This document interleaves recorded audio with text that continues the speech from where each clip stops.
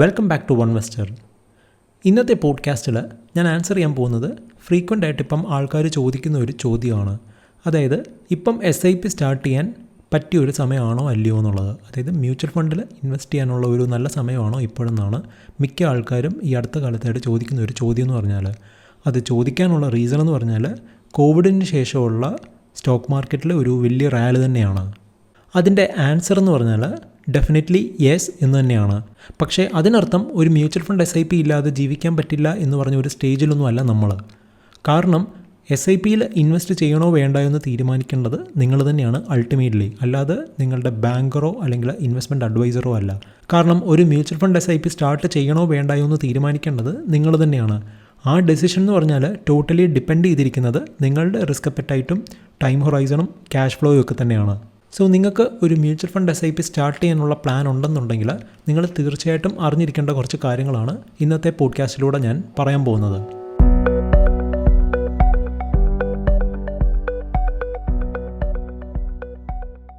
Indian stock market എന്ന് പറഞ്ഞാൽ ഇപ്പോൾ എക്സ്പെൻസീവ് ആണ്. ഇനി അതുകൊണ്ട് എന്താണ് ഉദ്ദേശിക്കുന്നതെന്ന് ചോദിച്ചാൽ നിഫ്റ്റിയുടെ PE മൾട്ടിപ്പിൾ ചെക്ക് ചെയ്താൽ മതി, അല്ലെങ്കിൽ PE ചാർട്ട് ചെക്ക് ചെയ്താൽ മതി. അതിപ്പോൾ നിങ്ങൾക്ക് ഇഷ്ടംപോലെ വെബ്സൈറ്റ്സിൻ്റെ അകത്ത് അവൈലബിൾ ആണ്. നിഫ്റ്റിയുടെ PE ചാർട്ട് എന്ന് പറഞ്ഞിട്ട് ഗൂഗിൾ സെർച്ച് ചെയ്താൽ മതി. സോ അപ്പോൾ നിങ്ങൾക്കൊരു ചാർട്ട് കാണാൻ പറ്റും. അതിൽ 99 മുതലുള്ള ഡേറ്റ അവൈലബിൾ ആണ്. അപ്പോൾ നിങ്ങൾക്ക് കാണാൻ പറ്റും നിഫ്റ്റിയുടെ PE മൾട്ടിപ്പിൾ വേരി ചെയ്തിരിക്കുന്നത് ഒരു 30ക്കും 10നും ഇടയിലാണ് ഒരു ലാസ്റ്റ് 10-20 വർഷമായിട്ട്. ഈ കോവിഡ് ടൈമിൽ അതൊരു എക്സെപ്ഷനാണ്, അത് 42 വരെ പോയിട്ടുണ്ട്. പക്ഷേ അതല്ലാത്ത ബാക്കി കേസസിലെല്ലാം തന്നെയും ഒരു 30 വരെയാണ് റേഞ്ച് ചെയ്തിരിക്കുന്നത്. പക്ഷേ ലോക്ക്ഡൗണിന് ശേഷം കമ്പനീസ് എല്ലാം നോർമൽ കണ്ടീഷനിലോട്ട് തിരിച്ചു വന്നപ്പോഴത്തേക്ക് ആ PE മൾട്ടിപ്പിൾ വീണ്ടും അഡ്ജസ്റ്റ് ആയിട്ടുണ്ട്. അപ്പോൾ നിങ്ങൾക്ക് എഗെയിൻ കാണാൻ പറ്റും PE മൾട്ടിപ്പിൾ 30ക്കുള്ളിൽ തന്നെയാണ് ഇപ്പോഴും നിൽക്കുന്നത്. അപ്പം ആ 42 വരെ പോയെന്ന് പറഞ്ഞ ആ ഒരു കേസ് ഒരു എക്സെപ്ഷനായിട്ട് എടുക്കുന്നതായിരിക്കും നല്ലത്. കാരണം അത് നമുക്ക് ഫേസ് വാല്യൂവിൽ എടുക്കാൻ പറ്റത്തില്ല.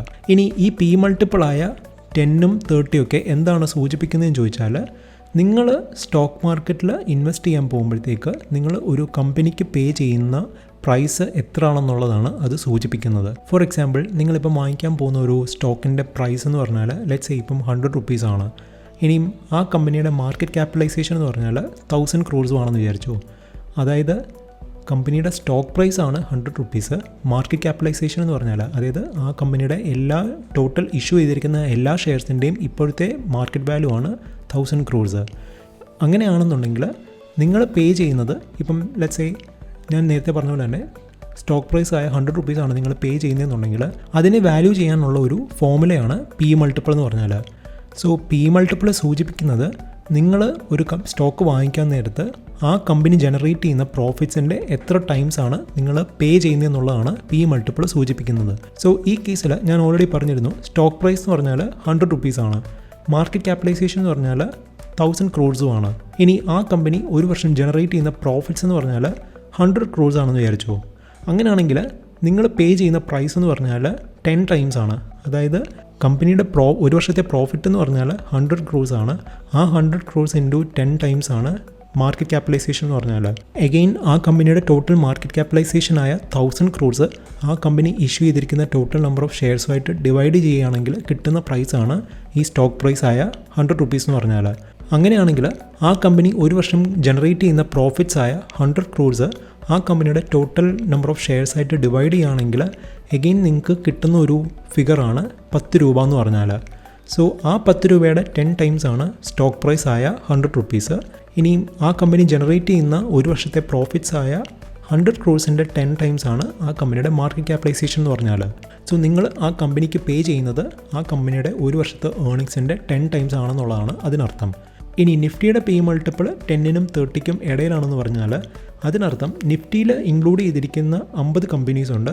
ആ 50 കമ്പനീസിൻ്റെ ഏർണിങ്സിൻ്റെ 10 times ആണ് ഇപ്പോഴത്തെ നിഫ്റ്റിയുടെ വാല്യൂ എന്നാണ് അതിനർത്ഥം.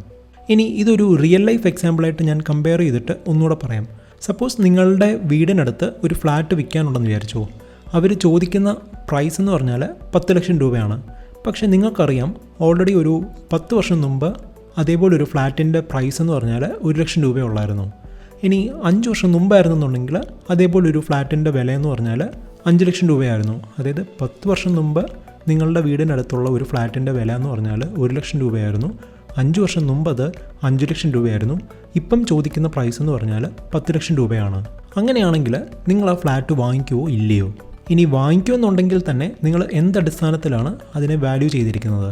ഇനി ആ ഫ്ലാറ്റിനെ വാല്യൂ ചെയ്യാനുള്ള ഒരു വഴി എന്ന് പറഞ്ഞാൽ നമുക്ക് അസ്യൂം ചെയ്യാം ആ ഫ്ലാറ്റിൻ്റെ റെൻ്റൽ ഇൻകം എന്ന് പറഞ്ഞാൽ ഒരു വർഷം ആ ഫ്ലാറ്റിൻ്റെ ടോട്ടൽ വാല്യൂ ആയ 10 ലക്ഷത്തിൻ്റെ 5% ആണെന്നുള്ളത്. അതായത് 50,000 രൂപയാണ് നിങ്ങളിപ്പം ആ ഫ്ലാറ്റ് വാങ്ങിച്ചാൽ നിങ്ങൾക്ക് റെൻ്റൽ ഇൻകം ആയിട്ട് കിട്ടാൻ പോകുന്നത്. സോ അങ്ങനെയാണെങ്കിൽ ഡെഫിനറ്റ്ലി ആ ഫ്ലാറ്റ് വാങ്ങിച്ചാൽ നിങ്ങൾക്കൊരു വാല്യൂ ഉണ്ട്. അതായത് ഗ്യാരണ്ടീഡ് ആയിട്ട് ഓരോ വർഷവും 50,000 രൂപ നിങ്ങൾക്ക് റെൻ്റൽ ഇൻകം ആയിട്ട് കിട്ടിക്കൊണ്ടിരിക്കും. അങ്ങനെയാണെങ്കിൽ നിങ്ങൾ ഇന്ന് ആ ഫ്ലാറ്റ് വാങ്ങിക്കുവാണെങ്കിൽ, അതായത് 10 ലക്ഷം രൂപയ്ക്ക് വാങ്ങിക്കുവാണെങ്കിൽ നിങ്ങൾ കൊടുക്കുന്ന പ്രൈസ് എന്ന് പറഞ്ഞാൽ ആ ഫ്ലാറ്റിൽ നിന്ന് കിട്ടുന്ന ഇൻകത്തിൻ്റെ 20 ടൈംസ് ആണ്. അതായത് 50,000 രൂപയാണ് ഓരോ വർഷവും നിങ്ങൾക്ക് റെൻ്റായിട്ട് കിട്ടാൻ പോകുന്നത്. ആ റെൻറ്റിൻ്റെ 20 ടൈംസ് ആണ് നിങ്ങൾ ആ ഫ്ലാറ്റ് വാങ്ങിക്കാനായിട്ട് പേ ചെയ്യുന്നത്. ഇനി നിങ്ങൾ ആ ഫ്ലാറ്റ് പർച്ചേസ് ചെയ്യുന്നത് അതിൻ്റെ 5 വർഷം മുമ്പുള്ള പ്രൈസായ 5 ലക്ഷം രൂപയ്ക്കാണെന്നുണ്ടെങ്കിൽ നിങ്ങൾക്ക് ഇന്ന് കിട്ടുന്ന റെൻറ്റിൻ്റെ 10 ടൈംസ് മാത്രമാകുമായിരുന്നു നിങ്ങളുടെ പർച്ചേസ് പ്രൈസ് എന്ന് പറഞ്ഞാൽ. ഇനി നിങ്ങൾക്ക് ആ ഫ്ലാറ്റ് കിട്ടുന്നത് അതിൻ്റെ 10 വർഷം മുമ്പുള്ള പ്രൈസായ 1 ലക്ഷം രൂപയ്ക്കാണെന്നുണ്ടെങ്കിൽ നിങ്ങൾ ഇപ്പം പേ ചെയ്യുന്ന പ്രൈസ് എന്ന് പറഞ്ഞാൽ ആ ഫ്ലാറ്റിൻ്റെ ഒരു വർഷത്തെ റെൻറ്റിൻ്റെ 2 ടൈംസ് മാത്രമാണ്. സോ ഇതെനിയും സ്റ്റോക്കുമായിട്ട് കമ്പയർ ചെയ്യുകയാണെങ്കിൽ നമുക്ക് ഫ്ലാറ്റിൽ നിന്ന് കിട്ടുന്ന റെൻ്റൽ ഇൻകത്തിനെ നമുക്ക് സ്റ്റോക്കിൽ നിന്ന് കിട്ടുന്ന ഡിവിഡൻ്റായിട്ട് കമ്പയർ ചെയ്യാൻ പറ്റും. ഇനി ഫ്ലാറ്റിൻ്റെ പ്രൈസ് എന്ന് പറഞ്ഞാൽ നമുക്കതൊരു സ്റ്റോക്കിൻ്റെ മാർക്കറ്റ് ക്യാപിറ്റലൈസേഷനായിട്ടും കമ്പയർ ചെയ്യാൻ പറ്റും. അതുപോലെ ഒരു സ്റ്റോക്കിൻ്റെ പി മൾട്ടിപ്പിൾ എന്ന് പറഞ്ഞാൽ നിങ്ങൾ ഫ്ലാറ്റിൽ നിന്ന് കിട്ടുന്ന റെൻ്റൽ ഇൻകത്തിൻ്റെ എത്ര ടൈംസ് ആണോ പർച്ചേസ് പ്രൈസായിട്ട് പേ ചെയ്യാൻ പോകുന്നത് അതുമായിട്ട് കമ്പയർ ചെയ്യാൻ പറ്റും. ഫോർ എക്സാമ്പിൾ, ഹിന്ദുസ്ഥാൻ യൂണിലിവറിൻ്റെ പി മൾട്ടിപ്പിൾ എന്ന് പറഞ്ഞാൽ ഒരു 60 to 80 ടൈംസിലാണ് ഇപ്പം ട്രേഡ് ചെയ്യുന്നത്. അതായത് ഹിന്ദുസ്ഥാൻ യൂണിലിവറിൻ്റെ ഒരു വർഷത്തെ പ്രോഫിറ്റ്സിൻ്റെ 60 to 80 ടൈംസ് ആണ് ഹിന്ദുസ്ഥാൻ യൂണിലിവറിൻ്റെ മാർക്കറ്റ് ക്യാപിറ്റലൈസേഷൻ എന്ന് പറഞ്ഞാൽ. പക്ഷേ 10 വർഷം മുമ്പ് ഹിന്ദുസ്ഥാൻ യൂണിലിവറിൻ്റെ പി മൾട്ടിപ്പിൾ എന്ന് പറഞ്ഞാൽ 30 ടൈംസിൽ താഴെ ഉള്ളായിരുന്നു. എനിക്ക് തോന്നുന്നു ഒരു 15 വർഷം പുറകോട്ട് പോവുകയാണെങ്കിൽ ഹിന്ദുസ്ഥാൻ യൂണിലിവറിൻ്റെ പി മൾട്ടിപ്പിൾ എന്ന് പറഞ്ഞാൽ 20 ടൈംസ് അറൗണ്ടേ ഉള്ളായിരുന്നു. അതുപോലെ റിലയൻസ് ഇൻഡസ്ട്രീസിൻ്റെ പി മൾട്ടിപ്പിൾ എന്ന് പറഞ്ഞാൽ ഇന്നതൊരു 30 ടൈംസ് ആണ്.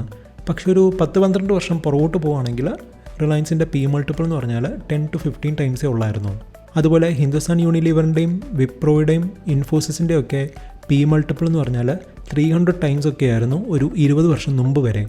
പക്ഷേ അതിനുശേഷവും ആ കമ്പനീസ് എല്ലാം തന്നെയും ഓരോ വർഷവും വളർന്നുകൊണ്ടിരിക്കുകയായിരുന്നു. അതായത് ആ കമ്പനീസിൻ്റെ എല്ലാം പ്രോഫിറ്റ്സ് ഓരോ വർഷവും 20-30% ഗ്രോ ചെയ്യുന്നുണ്ടായിരുന്നു അത് കഴിഞ്ഞിട്ട്. പക്ഷേ ആ സ്റ്റോക്സിൻ്റെ ഒക്കെ റിട്ടേൺസ് എന്ന് പറഞ്ഞാൽ 0 ആയിരുന്നു ഒരു 2000 മുതൽ 2010 വരെ നോക്കുകയാണെങ്കിൽ. അതിൽ ഡിവിഡൻസ് ഞാൻ ഇൻക്ലൂഡ് ചെയ്തിട്ടില്ല. സോ ഡിവിഡൻഡ് എക്സ്ക്ലൂഡ് ചെയ്യുകയാണെങ്കിൽ ഈ സ്റ്റോക്കിൻ്റെ റിട്ടേൺസ് എന്ന് പറഞ്ഞാൽ 0 ആയിരുന്നു. ഈ എക്സാമ്പിൾസൊക്കെ ഞാൻ പറയാൻ കാരണം നിങ്ങൾ ബൾക്കായിട്ടാണ് സ്റ്റോക്ക് മാർക്കറ്റിൽ ഇൻവെസ്റ്റ് ചെയ്യുന്നതെന്നുണ്ടെങ്കിൽ അതിപ്പം മ്യൂച്വൽ ഫണ്ട് വഴിയാണെങ്കിലും ശരി, അല്ലെങ്കിൽ ഡയറക്റ്റ് സ്റ്റോക്സിലാണെങ്കിലും ശരി, നിങ്ങൾക്ക് നല്ലൊരു മീനിങ് റിട്ടേൺസ് കിട്ടണമെന്നുണ്ടെങ്കിൽ നല്ല പേഷ്യൻസ് വേണം. കാരണം നിങ്ങളുടെ റിട്ടേൺസിനെ ഡിപ്പെൻഡ് ചെയ്യുന്നത് നിങ്ങളുടെ എൻട്രി പ്രൈസിനെയാണ്. ഞാൻ ഓൾറെഡി പറഞ്ഞിരുന്നു, നിങ്ങളിപ്പം ഹിന്ദുസ്ഥാൻ യൂണിലിവറിലോ ഇൻഫോസിസിലോ വിപ്രോയിലൊക്കെ 2000ൻ്റെ പീക്കിലാണ് ഇൻവെസ്റ്റ് ചെയ്തതെന്നുണ്ടെങ്കിൽ നിങ്ങൾക്ക് നല്ലൊരു റിട്ടേൺസ് കിട്ടാനായിട്ട് ഒരു 10 വർഷമെങ്കിലും വെയിറ്റ് ചെയ്യേണ്ടി വന്നേനെയും. അതുപോലെ തന്നെ ഇപ്പം ഇന്ത്യൻ സ്റ്റോക്ക് മാർക്കറ്റ് അതിൻ്റെ ഓൾ ടൈം ഹൈയിലാണ് ട്രേഡ് ചെയ്യുന്നത്. മാത്രമല്ല നിഫ്റ്റിയുടെ പി മൾട്ടിപ്പിളും അതിൻ്റെ അപ്പർ റേഞ്ചിലാണ്. അതുകൊണ്ട് തന്നെ നിങ്ങൾക്ക് ഈ സമയത്ത് ഇൻവെസ്റ്റ് ചെയ്യുകയാണെങ്കിൽ നല്ലൊരു റിട്ടേൺസ് ക്യാപിറ്റൽ അപ്രീസിയേഷനായിട്ട് കിട്ടണമെന്നുണ്ടെങ്കിൽ നിങ്ങളൊരു 10-15 വർഷമെങ്കിലും വെയിറ്റ് ചെയ്യേണ്ടി വരും. കാരണം മാർക്കറ്റ് എന്ന് പറഞ്ഞാൽ ഒരു സൈക്കിളായിട്ടാണ് മൂവ് ചെയ്യുന്നത്. ഒരു അപ്പ് സൈക്കിൾ എന്ന് പറഞ്ഞാൽ ചിലപ്പോൾ ഒരു 5-10 വർഷം കൊണ്ടായിരിക്കും അവസാനിക്കുന്നത്. അത് കഴിഞ്ഞാൽ പിന്നെ അതൊരു ഡൗൺ സൈക്കിളിലായിരിക്കും പോകുന്നത്. അതും എഗെയിൻ ഒരു 2-3 വർഷം, ചിലപ്പോൾ ഒരു 8 വർഷം വരെ അതും നീണ്ടു നിൽക്കാം. ചിലപ്പം ഒരു 10 വർഷം വരെ അതും നീണ്ടു നിൽക്കാം. സോ ആ സൈക്കിൾ കഴിഞ്ഞിട്ടേ പിന്നെ അടുത്ത സൈക്കിൾ തുടങ്ങത്തുള്ളൂ. സോ നിങ്ങൾ സ്റ്റോക്സിൽ എൻട്രി ചെയ്യുന്നത് ഒരു അപ്പ് സൈക്കിളിൻ്റെ ബിഗിനിങ്ങിലാണെങ്കിൽ നിങ്ങൾക്ക് പെട്ടെന്ന് റിട്ടേൺസ് കിട്ടാനുള്ള ചാൻസ് എന്ന് പറഞ്ഞാൽ ഭയങ്കര കൂടുതലാണ്.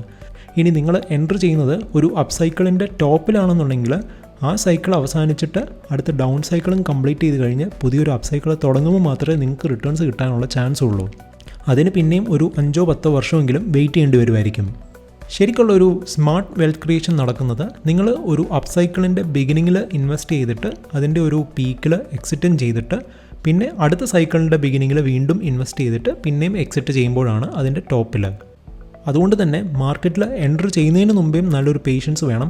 അതായത് നിങ്ങൾ ഉദ്ദേശിക്കുന്ന പ്രൈസിലോട്ട് എത്താനായിട്ട്. അതുപോലെ തന്നെ വാങ്ങിച്ച് കഴിഞ്ഞിട്ട് അത് ഹോൾഡ് ചെയ്യാനുള്ള പേഷ്യൻസും വേണം. മാത്രമല്ല, നിങ്ങളൊരു അഗ്രസീവ് ഇൻവെസ്റ്റർ അല്ല എന്നുണ്ടെങ്കിൽ ഒരിക്കലും നിങ്ങൾ ഇക്വിറ്റിയിൽ ഓവർ അലോക്കേറ്റ് ചെയ്യാനും പാടില്ല. അറ്റ്ലീസ്റ്റ് നിങ്ങൾ ഫോളോ ചെയ്യേണ്ട ഒരു ക്വിക്ക് റൂളുണ്ട്, അതെങ്കിലും ഫോളോ ചെയ്യുക.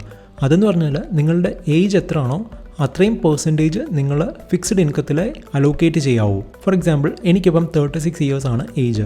അങ്ങനെയാണെങ്കിൽ ഐഡിയലി ഞാൻ ഇക്വിറ്റിയിൽ ഇൻവെസ്റ്റ് ചെയ്യേണ്ടത് മാക്സിമം 100 - 36 ആണ്. അതായത് 64% മാത്രമേ ഞാൻ ഇക്വിറ്റിയിൽ ഇൻവെസ്റ്റ് ചെയ്യാവൂ. ബാക്കി 36% ഒരു ഫിക്സ്ഡ് ഇൻകത്തിൽ വേണം ഇൻവെസ്റ്റ് ചെയ്യാനായിട്ട്. ഈ ഏജ് വെച്ചിട്ടുള്ള ഈ ക്വിക്ക് റൂൾ എന്ന് പറഞ്ഞാൽ ബിഗിനേഴ്സിനുള്ള ഒരു ഇൻഫർമേഷനാണ്. കാരണം എക്സ്പീരിയൻസ് ഉള്ള ഇൻവെസ്റ്റേഴ്സ് ആണെന്നുണ്ടെങ്കിൽ അവരുടെ റിസ്ക് പ്രൊഫൈൽ ബേസ് ചെയ്തിട്ട് വേണം അവർ അസറ്റ്സ് അലോക്കേറ്റ് ചെയ്യാനായിട്ട്. ഫോർ ഇൻസ്റ്റൻസ്, എൻ്റെ ഏജ് ഇപ്പം 36 ആണെന്ന് പറഞ്ഞാലും ഞാൻ ഒരിക്കലും 36% ഫിക്സ്ഡ് ഇൻകത്തിലും ബാക്കി 64% മാത്രം ഇക്വിറ്റിയിൽ അലോക്കേറ്റ് ചെയ്തിട്ടും അങ്ങനെ ഒരു പോർട്ട്ഫോളിയോ അല്ല കീപ്പ് ചെയ്യുന്നത്. ഞാൻ എൻ്റെ റിസ്ക് പ്രൊഫൈൽ മാറുന്നതിനനുസരിച്ചിട്ടാണ് ഈ നമ്പേഴ്സ് അങ്ങോട്ടും ഇങ്ങോട്ടും മാറ്റുന്നത്. കാരണം ഞാൻ വിശ്വസിക്കുന്നത് ഇക്വിറ്റിയിൽ ഇൻവെസ്റ്റ് ചെയ്യേണ്ട ഒരു ടൈമുണ്ട്, അതുപോലെ തന്നെ ഫിക്സ്ഡ് ഇൻകത്തിൽ സേഫായിട്ട് കീപ്പ് ചെയ്യേണ്ട ഒരു ടൈമുണ്ട്. ഇത് അങ്ങോട്ടും ഇങ്ങോട്ടും മാർക്കറ്റിൻ്റെ കണ്ടീഷൻ അനുസരിച്ചിട്ടാണ് അങ്ങോട്ടും ഇങ്ങോട്ടും സ്വിച്ച് ചെയ്യേണ്ടത്. സോ ഇനിയും ഈ ടോപ്പിക്കിലേക്ക് തിരിച്ചു വരികയാണെങ്കിൽ, ഇന്നിപ്പം SIP സ്റ്റാർട്ട് ചെയ്യാൻ നല്ലൊരു സമയമാണോ എന്ന് ചോദിച്ചാൽ ഡെഫിനറ്റ്ലി ഇന്ന് SIP സ്റ്റാർട്ട് ചെയ്യാൻ നല്ലൊരു സമയം തന്നെയാണ്. പക്ഷേ ഞാൻ നേരത്തെ പറഞ്ഞ പോലെ ബൾക്കായിട്ടൊരു ഇൻവെസ്റ്റ്മെൻറ്റ് അവോയ്ഡ് ചെയ്തിട്ട് വേണം SIP സ്റ്റാർട്ട് ചെയ്യാനായിട്ട്. കാരണം ഒരു SIP സ്റ്റാർട്ട് ചെയ്യുക, പിന്നെ അത് കൺസിസ്റ്റൻ്റ് ആയിട്ട് പേ ചെയ്തുകൊണ്ടിരിക്കുക എന്നുള്ളതാണ് ഏറ്റവും വലിയ കാര്യം എന്ന് പറഞ്ഞാൽ.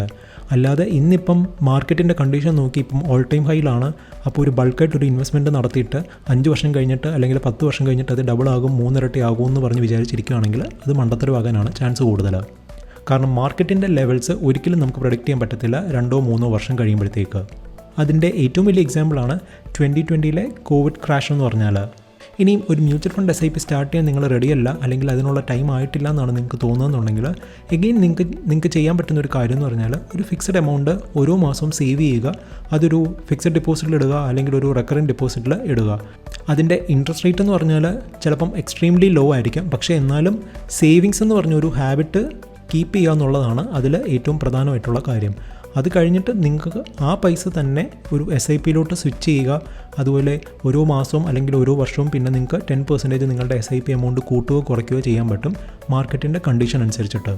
ഈ പോഡ്കാസ്റ്റ് നിങ്ങൾക്ക് യൂസ്ഫുൾ ആയിട്ട് തോന്നിയിട്ടുണ്ടെങ്കിൽ എൻ്റെ ചാനൽ സബ്സ്ക്രൈബ് ചെയ്യുക. So good bye, until the next episode.